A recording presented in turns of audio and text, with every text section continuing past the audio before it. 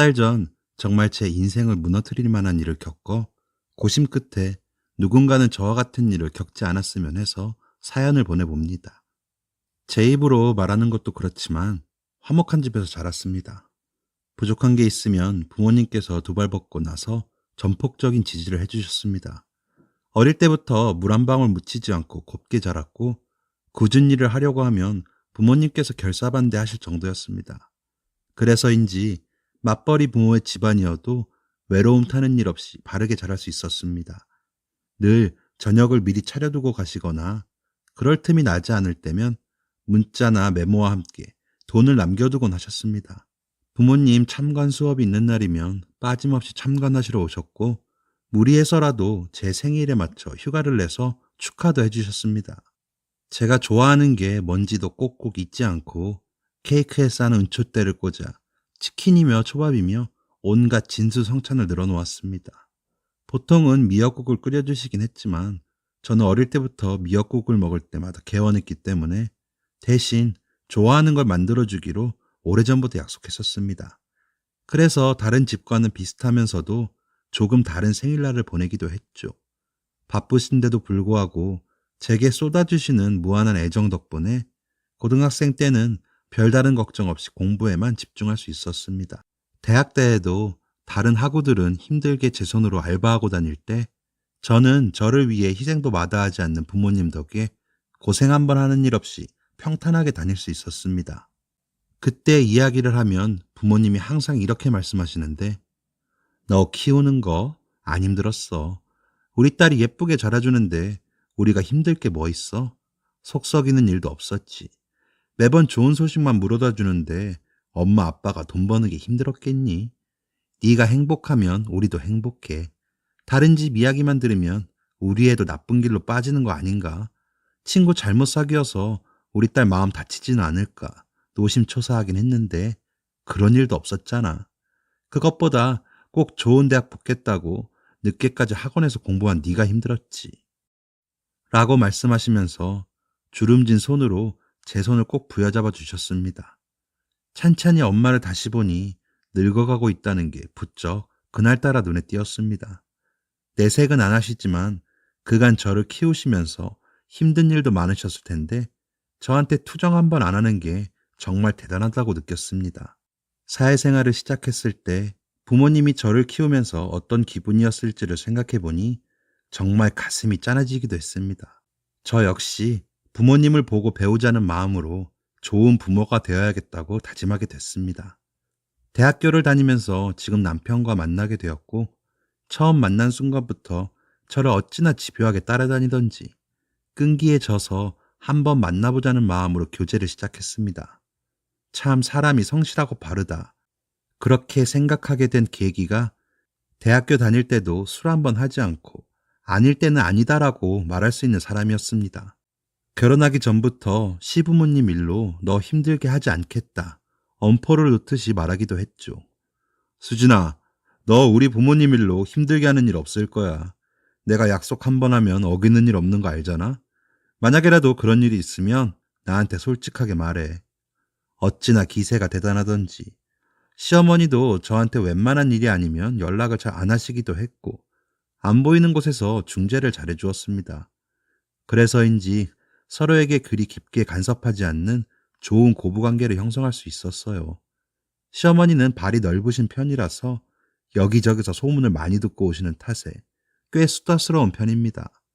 게다가 부침성도 좋은 것도 있고 공감도 잘 해주시는 편이라 사소한 것에도 오버스럽게 반응하시는 편이에요. 그래서 가끔 제가 시어머니께 상담을 하는 일도 꽤 있었어요. 저희 집이랑 다름없이 한 가족이 된 사람에게 아낌없이 정을 베풀어 주셨습니다. 별 불화 없이 원만하게 지내려 서로 노력하는 게 보였습니다. 특히 시아버님은 시어머니를 굉장히 아끼셨어요. 무슨 일이라도 생겼나 싶으면 한달음에 달려 안위를 살피시기도 하고 일도 일이지만 가족이 제일 중요하다고 입버릇처럼 말하셨습니다. 그리고 자기 말을 절대 어기지 않는 정직하고 현명한 분이셨죠. 남편 사이에서 토끼 같은 자식 2명 낳아 오순도순 행복을 누리며 평화로운 날들의 연속이었습니다. 하지만 몇 달 전부터 친구와 연락을 잦게 나누기 시작하면서 이런 평화가 깨져버리고 말았습니다. 둘째가 유치원 다니기 시작하면서 조금 여유를 찾은 뒤로는 바빠서 자주 볼 수 없었던 단짝 친구와 다시 만나기로 약속을 잡았습니다. 근데 오랜만에 만난 친구는 몰라볼 정도로 사람이 달라져 있었습니다.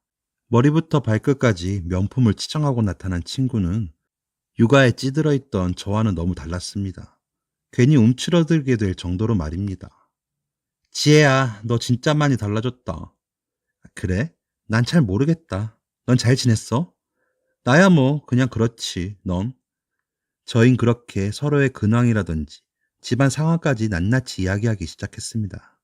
워낙 허물없이 지내던 사이기도 했고 어렸을 적부터 제일 친한 친구였던지라 정말 쓸데없는 것까지 탈탈 털어 말했습니다. 친구도 자기 이야기를 시작하는데 시부모님이 자기 대우를 정말 잘해준다며 슬슬 말하는 겁니다. 저는 너무나도 달라진 친구의 모습에 철석같이 믿을 수밖에 없었습니다. 이 친구는 홀어머니 밑에서 자라 가난하게 자랐었던 터라. 나는 시어머니가 잘해주셔도 너무 잘해주시지. 이 샤넬백도 시어머니가 사주신 거야. 이런 거 안 주셔도 된다고 극구 말렸는데도 한 집안 된 며느리라며 이 정도도 못 해주겠냐고 해주시더라고. 좋은 마음에 해주시는 건데 거절하는 것도 뭐 해서. 안 그래도 며느리 맞이해서 손주 낳으면 꼭 자기가 돌봐주고 싶었다면서 자주 봐주시러 와주셔. 게다가 저번엔 애들 있으니까 차 없으면 힘들지 않냐고 차까지 사주셨다니까. 그리고 나 어렸을 때부터 배우가 꿈이었던 거 알지? 요즘은 재능 살려 다른 일이라도 해보는 게 어떻겠냐면서 먼저 말씀해 주시더라고. 결혼 비용도 시댁에서 다 냈고 우리 집 사정은 어떻게 하신 건지 말 안 해도 다 챙겨주시더라. 그래서 요즘 비는 시간마다 오디션도 보고 다니고 그래. 친구와 통화하고 문자를 주고받고 만나는 날이 반복될수록 점점 나는 왜 이렇게 바보같이 사는 건지 짜증이 나기 시작했습니다. 나도 시집을 잘 갔더라면 저렇게 살지 않았을까. 그런 생각이 머리에 쳐들어서 친구와 만남을 거듭할수록 제가 작아지기만 했습니다. 나도 모르는 사이에 사람이 무기력해졌는지 아무것도 하기 싫고 남편도 시어머니도 밉기만 했습니다. 얼마나 심각했으면 확 이혼하고 다른 남자 만나고 싶다는 생각까지 들었습니다. 이러면 안 된다는 거 잘 아는데도 말입니다. 어느 날 무슨 정신으로 그랬는지 신경이 얼마나 곤두섰으면 별것도 아닌 일에 금쪽 같은 내 아이한테 손까지 올려버리고 말았습니다. 식사도 거르고 남편이 아무리 좋게 달래도 퉁명스럽게 대답했습니다. 보다못해 시어머니께서 직접 찾아와 뭐가 문제냐며 소리치셨습니다. 집안일은 남편이 어찌 해결해주고 있었으나 이대로는 안 된다고 생각했는지 시어머니께 상담한 모양이었습니다. 둘 다 기진맥진해질 때까지 말싸움을 했는데 남편이 와서 뜯어말린 뒤에야 시어머니께선 콧방귀를 끼며 집으로 돌아가셨습니다. 남편이 저를 살살 달래가며 왜 그러는지 물어보았는데 그때 남편의 눈빛이 얼마나 처량하던지 저는 하늘 수 없다는 듯 사정을 털어놓았습니다. 기억나? 결혼할 때 시댁에서 도와준 거 하나 없고 반대로 우리 부모님이 잘 봐달라고 폐물까지 보내드린 거 오히려 손해봐가면서 잘해줬잖아. 조금밖에 안 되지만 매달 용돈도 드리고 생신 때마다 좋은 곳 알아보고 모셔가기도 했잖아. 제사하는 집이라 제사비도 드리고 또 몸 안 좋으시니 음식하는 거 도와드리기도 하고 내 입으로 말하는 것도 그런데 요즘 며느리들 얼마나 시어머니 등한시해. 나는 안 그러잖아. 근데 시댁에선 내가 그러는 게 당연하다고 생각하니까 내 호의에 고맙다고 말한 적도 없고 그게 얼마나 속상한 건지 알아? 게다가 아무리 시댁이라도 그렇지 우리 애들 교육에도 참견하시는 건 너무한 거 아니야? 자꾸 나한테만 뭐라고 하시니까 힘들어. 내 친구 시어머니는 안 그러신다던데. 차도 사주시고 애들도 봐주신대. 친구 얼굴이 그래서 항상 밝나 봐. 걔 원래 가난했거든. 근데 시집 잘 가서 생일 오면 남편도 그렇고 시댁에서도 많이 아껴서인지 선물도 많이 준대. 샤넬백이며 명품이며.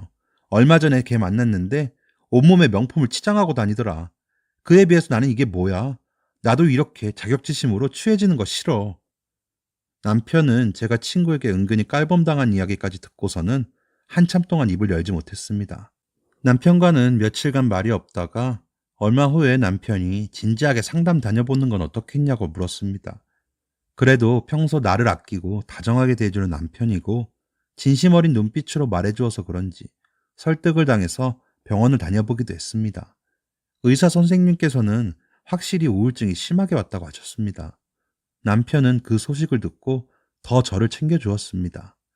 퇴근하면 제가 좋아하는 과일과 음식들을 사오기도 하고 주말엔 함께 나가서 쇼핑을 하자며 백화점에 데려가기도 하였고 또 근교 분위기 좋은 카페에 가서 함께 바람을 쐬기도 하였습니다. 하지만 남편의 이런 노력에도 좀처럼 현실이 나아지지 않으니 저의 우울증은 호전되지 않았습니다. 이런 일련의 사건들을 시어머니께서 들으시고선 저번처럼 만나서 다투지 않기 위해 남편이 중재하는 입장에 서서 입장을 전달해 주었습니다. 저도 시어머니도 그 편이 좋다고 생각했고 저는 남편이 전해주는 이야기를 찬찬히 듣게 되었습니다. 시어머니께서는 주변 친구 며느리가 해주는 수준대로 생각하다 보니 이 정도면 당연한 거 아닌가? 이게 뭐라고 고맙다고 말해야 하는지 당황스러웠다고 합니다. 게다가 첫째가 5살 될 때까지 매일 아침마다 저희 집에 들러 온종일 애를 봐주시지 않았냐면서 오히려 서로 고마움을 표시하지 않았냐고. 저는 그 이야기를 듣고 할 말이 많았지만 우선은 어머니 입장에선 그럴 수도 있으셨겠다는 생각을 했습니다. 어머니, 대은이 어린이집 다니기 시작했을 때부터 등원, 하원 도와주셨잖아. 우리 둘째 낳고부터 더 바빠졌을 땐 집에 반찬도 해주시고. 저는 그 말을 듣고 괜히 제가 팔랑귀가 돼서 어머니와 남편을 미워한 게 아닌가 또 마음이 흔들렸습니다. 그도 그럴 게 따로 남들만큼 어머니께 목돈을 드린 적도 없고 용돈 정도만 드렸던 지라서요. 시어머니께선 저희 대윤이 예쁘다고 그냥 지원해 주셨을 텐데. 수진아, 나도 솔직히 어머니가 우리 대윤이 챙겨주시는 게 얼마나 고마웠는지 몰라. 어머니 허리 안 좋으신데 우리 집까지 와서 간식이나 밥도 해주시고 그러셨잖아. 물론 네가 어머니께 못했다는 이야기가 아니야. 나는 너랑 어머니가 서로 고마워하는 줄만 알고 있었지. 수진아, 우리가 부족한 게 있으면 같이 채워나가자고 약속했잖아. 일단 희진 씨 부부 한번 초대해서 만나보는 게 어떨까 싶어. 너만 혼자 나쁜 감정 짊어지지 말고. 누구만 노력해야 하는 게 아니라 다 같이 노력해야 나아질 수 있는 거잖아. 저는 처음에 싫다고 했으나 예전부터 친구가 저희 집에 한번 오고 싶다고 말하기도 했었고 남편이 혹시라도 위축되는 이야기를 꺼내면 적절히 잘라내겠다고 했는지라 한번 믿고 집에 초대하기로 했습니다. 그러나 집에 온 건 친구 혼자였어요. 남편이 최근 일에 치여서 갑작스레 못 오게 됐다고 그랬습니다. 저희도 남편이 퇴근하기 전이었고 애들은 시어머니께서 맡아주신다고 하셔서 집에는 친구와 저밖에 없었어요. 근데 친구가 갑자기 이런 말을 하는 겁니다. 너 정도면 할 만큼 했어. 더 대접받고 살 자격 있잖아.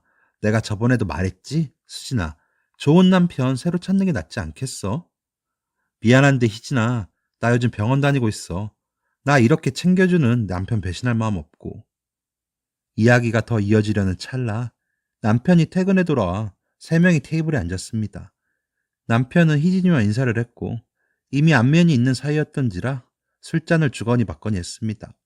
딱 그 순간부터 남편이 제 바람막이가 되어서 제 친구가 시댁이나 남편, 집안 자랑을 하려고 하면 다른 화제로 돌려버렸습니다. 그런 남편이 얼마나 멋져 보이던지 술자리는 남편의 적절한 중간 역할로 화기애애했습니다. 저희 연애 때 이야기부터 해서 희진이 남편과 어떻게 만났는지 하는 이야기도 하고 심각하거나 부정적인 이야기는 하지 않는 분위기로 흘러가고 있었습니다. 하지만 남편의 눈을 보니 남편은 희진이를 보며 이것저것 생각이 많은 눈치더라고요. 대수롭지 않게 생각했습니다. 뭐 희진이가 행실이 나쁜 애도 아니고 저에게는 둘도 없는 친구였으니까요. 남편이 술자리를 즐겁게 끌어가다 보니 술이 빠르게 줄었습니다. 저희 부부는 평소에 집에서 그리 음주를 즐기는 편이 아니라 집에 술이 많이 있진 않았습니다. 그래서 남편은 제게 나가서 술을 좀 더 사오라고 했습니다. 저 혼자 있으면 또 제 친구가 기죽는 말을 할까봐 그런지 남편이 제게 술을 좀 더 사오라고 부탁하더라고요. 편의점에 가서 술을 사고 돌아오는 길에 곱창집에서 곱창을 볶는 냄새가 너무 좋아서 술도 좀 들어갔겠다, 안주도 부족하겠다 싶어 2인분을 포장하느라 좀 시간이 지체되어 집에 돌아왔습니다. 돌아와 보니 웬 낯선 남자가 한 명 집에 와 있고 친구는 오해를 하며 그 남자 바지가랑이를 붙잡고 있었습니다. 이게 무슨 사단인가 싶어 남편에게 물으니 남편이 씩씩대면서 친구를 삿대질했습니다. 이 못된 사람이 이제까지 너 옆에서 바람 넣고 이간질한 거야. 여태까지 너한테 거짓말 쳐가면서. 응? 여보, 그게 무슨 말이야? 저는 남편에게 자초지종을 모두 듣게 되었습니다. 남편은 핸드폰에서 녹음 음성을 켜고 제가 나간 사이 무슨 일이 일어났는지 생생히 들려주었습니다. 수진이 다른 남자 있는 거 아세요? 많이 취하신 것 같은데 헛소리는 거기까지 하시죠. 요즘 수진이랑 관계 많이 안 좋으신 것 같던데. 지금 아무도 없잖아요. 저랑 어때요? 지금 말하신 거 다 녹음하고 있습니다. 수진이 오고서도 똑같은 소리 한번 해보세요. 뭐라고요? 녹음이요? 잠시만. 하지 마요. 당당하시다면 왜 녹음을 못하게 하시죠? 아, 그게 수진이. 수진이가 여태까지 부러워서 그랬어요. 아, 그래서 이제껏 잘 살고 있는 친구 꼬드겨서 친구랑 시댁 식구한테 이간질 시켰나요? 질투심에? 당신 남편, 당신이 그러고 다니는 건 알아요? 이렇게 막대 먹은 여자랑 어떻게 살았는지 모르겠네. 한번 낯짝이나 보게 불러보죠. 안 그러면 인터넷에 다 까발려서 얼굴도 못 들고 다니게 해줄 겁니다. 남편의 으름장에 희진이는 남편을 불렀고 이윽고 희진이의 남편이 도착해서 제 남편이 희진이의 행실을 알리고 이 사단이 됐다는 겁니다. 저는 희진이에게 왜 이런 짓을 했느냐 따졌습니다. 어릴 때부터 정말 뭐든지 털어놓을 수 있는 친구라고 믿었는데 왜 이런 짓을 했는지 도무지 이해가 안 갔습니다. 힘들 때 서로 돕고 좋은 일 있으면 자기 일인 것처럼 기뻐하곤 했는데 넌 옛날부터 다 가졌잖아. 네가 뭘 알아?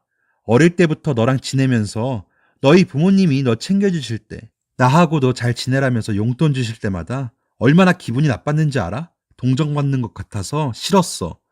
네가 우리 집에 오는 것도 싫었어. 네가 오면 항상 너랑 비교당하잖아. 성적이며 얼굴이며. 넌 여태까지 다 가졌으니까 내가 좀 뺏어가면 어때서? 뭐 덧나기라도 해. 너 이만큼 행복했으니까 됐잖아. 네, 여기까지 듣고 저는 알게 되었습니다. 이 모든 것이 친구의 질투 때문이었다는 것을요. 머리가 띵하고 앞이 노랬습니다. 그리고 이내 창피함이 몰려왔습니다.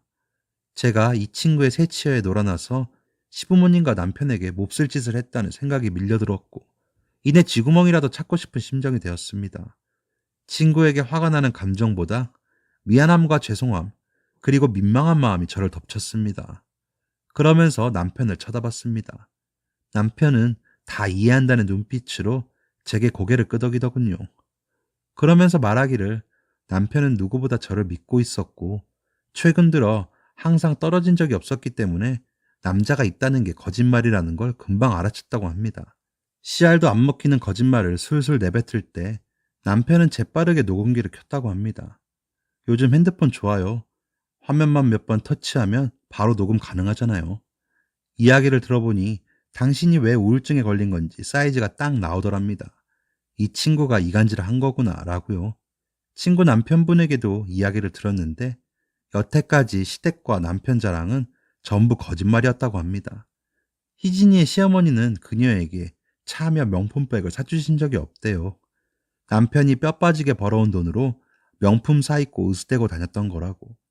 카드 할부값이 꽤나 된다고 하는 말에 저는 꽤나 큰 충격을 받았습니다. 저한테 자랑하던 게 전부 다 제가 잘 사는 게 싫어서였다는 거라니. 저에게 우월감을 갖기 위해서였다니.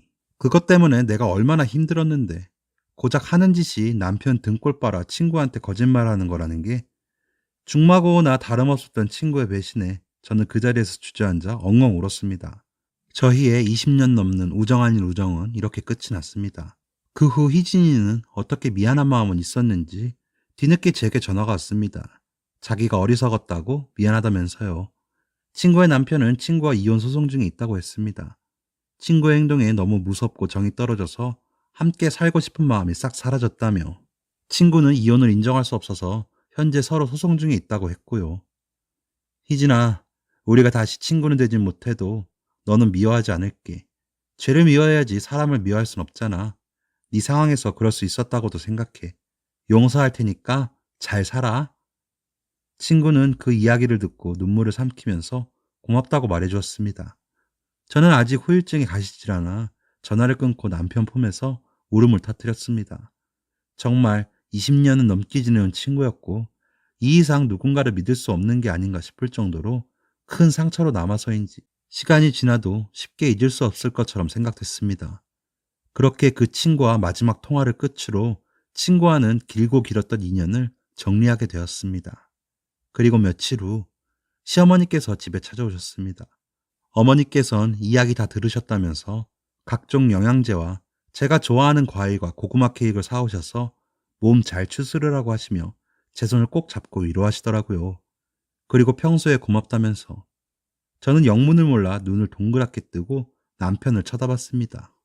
남편이 그냥 받아 하는 눈짓을 보내더라고요. 그래서 어머니께 감사하다고 말씀드리고 저도 죄송했다고 앞으로는 착한 며느리 되겠노라고 말씀드렸지요. 어머님이 집으로 돌아가시고 난 후에 남편에게 물었습니다. 당신 이게 어떻게 된 일이야?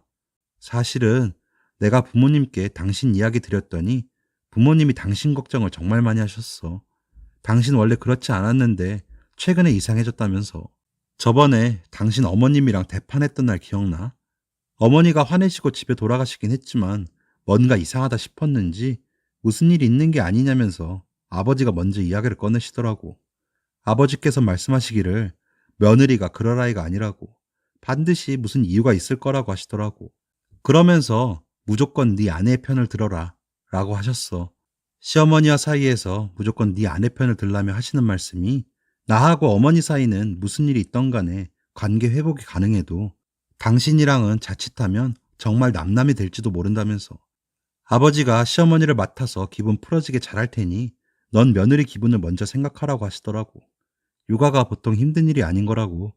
그러면서 당신께 선물도 하고 맛있는 것도 먹고 당신 기분 푸는 데 쓰라고 200만 원도 보내주셨어. 정말? 그럼 어머니 기분은 어떻게 풀어드린 건데? 그건 아버지가 당신 이야기 어머니께 잘하신 거야. 중간에서 정말 노력 많이 하셨어. 같이 데이트도 하시고 대화도 많이 하시면서 당신을 이해시키려고 노력 많이 하셨다고 하더라. 상황이 상황이고 어머니도 육아가 얼마나 힘든 건지 아시니 이내 미안한 마음이 드셨다고 하더라고. 그 말을 듣고 저는 갑자기 울컥하고 죄송스러운 마음이 들어서 시어머니께 바로 전화를 드렸습니다. 시어머니께서는 교육에 관해 참견하시는 것도 미안하다 하시고 앞으로는 서로 챙기면서 잘 살자는 말씀을 하셨고 저는 눈물이 왈칵 나왔습니다. 저는 제 어리석음에도 불구하고 저를 이렇게 챙겨주는 시댁과 남편 덕에 위기를 넘길 수 있었습니다. 무엇보다도 지혜로우신 시아버지 덕분이었지요. 지금에 와서는 그래도 웃으며 말할 수는 있지만 만약 잘못되었으면 시댁과도 남편과도 돌이킬 수 없는 관계가 되었을지도 모릅니다. 그 이후로는 남의 말에 휘둘리지 않고 지금 가진 것에 만족하면서 살고 있습니다. 당장의 유혹에 눈이 멀어 주변을 등한시하는 게 얼마나 바보 같은 것인지도 알게 되었습니다.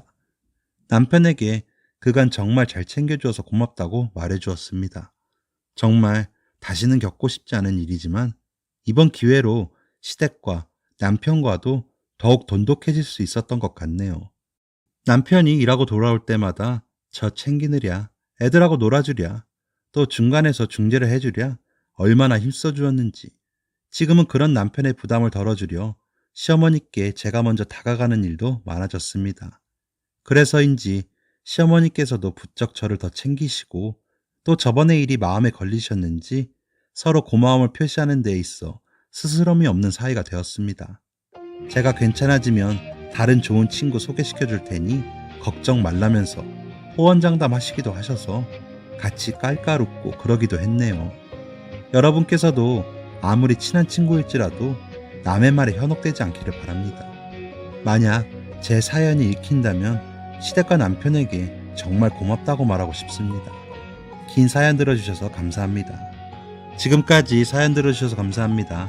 사연이 재밌으셨다면 구독과 좋아요를 눌러주세요. 감사합니다. 안녕히 계세요.